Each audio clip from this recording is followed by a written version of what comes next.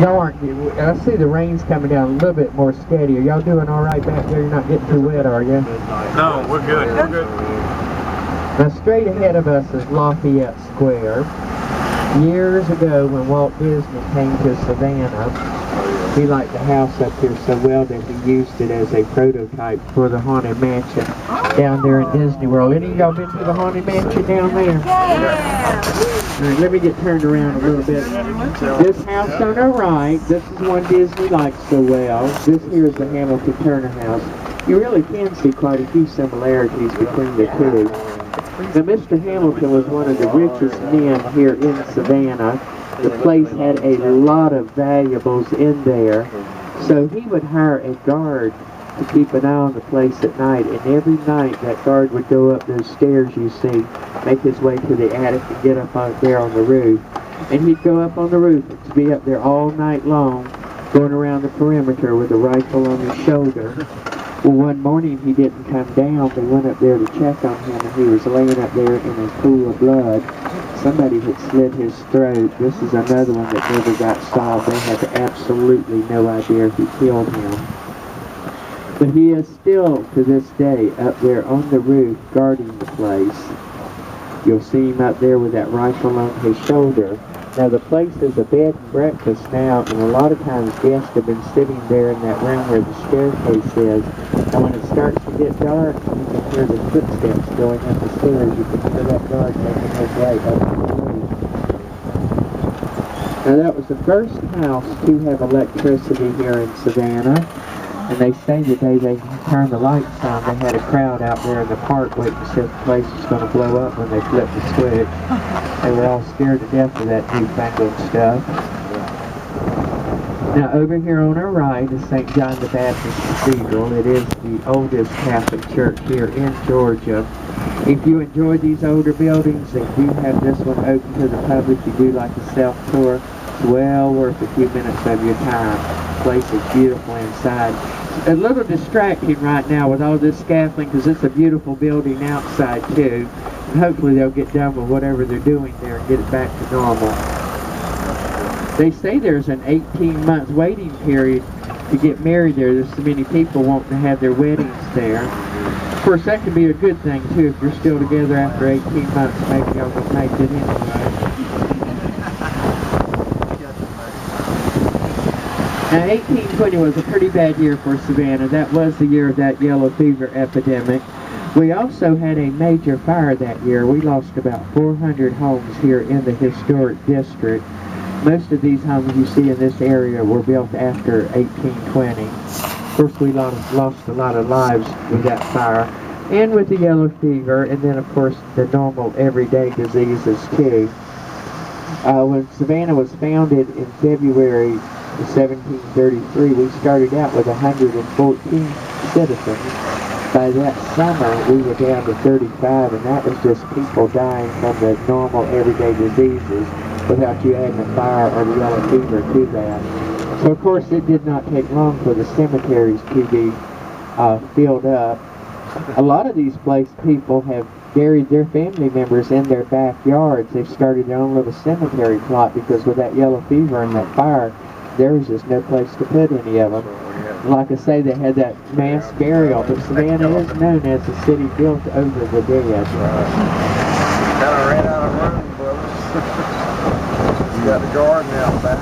Now, to our right is the Colonial Cemetery. It is the oldest cemetery here in Savannah. But the cemetery does not end there at the fence. We are driving over dead bodies right now.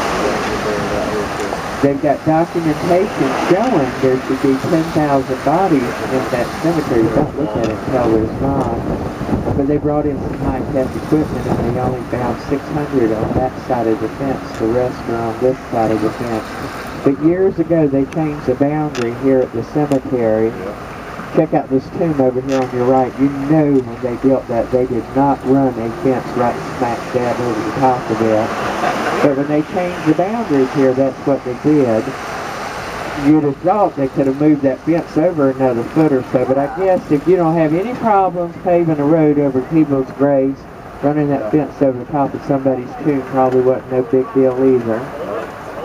Now this is where Haversham does end up when he's not bothering people in the back of the hearse or down there at the King House. He's buried here in the Button Gwinnett tomb. But we also have another ghost who hangs out here. His name is Renee Randolier. In 1825, Renee was 7'6", very disfigured in the face. The people in Savannah were scared to death of him. They did not want him out and about during the daylight hours. So at night, Renee would make his way around Savannah through these tunnels. That one down there at the hospital's not the only one. We have quite a few tunnels underneath our streets and sidewalks here in town. But Renee always made his way here to the cemetery and would see him out there playing. So they called this place Renee's Playground. Well, one morning they found the bodies of two little girls up there at the entrance gate where you see all these people standing. Well, everybody in Savannah knew Renee had done this. So they went and they found him, they dragged him to the swamp and they hung him. Well, the second day, while he's still down there in the swamp hanging from the tree, they found another little girl's body here at the entrance gate. So they either hung a perfectly innocent man, or it was like everybody thought Renee's ghost had come back and killed her. And then about 2 weeks later, they found another little girl's body. Now, she was found inside the cemetery, but Renee got credit for that one, too.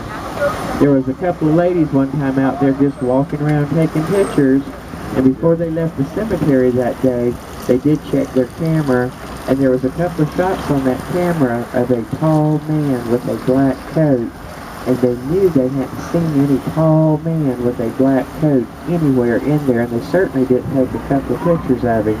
But old Renee did show up on a couple of those shots. Now at the back end of the cemetery, they do have a tunnel back there, and they did take a camera crew back in that, and they did see a lot of orbs and some kind of tall shadowy figure moving around in there too.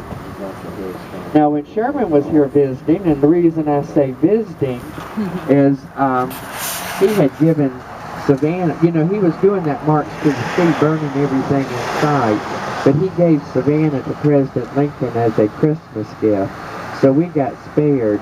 But while he was here visiting, his troops did set up camp there in the cemetery.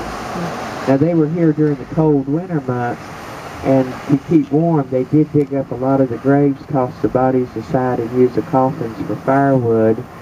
And if that wasn't bad enough for entertainment, they destroyed a lot of the tombs and changed the dates on about 4 of the tombstones in there. Yeah. They added, you know, they just took some kind of sharp object and added a digit. So if you died at 50, it might say you were 501 or 150, but they knew it.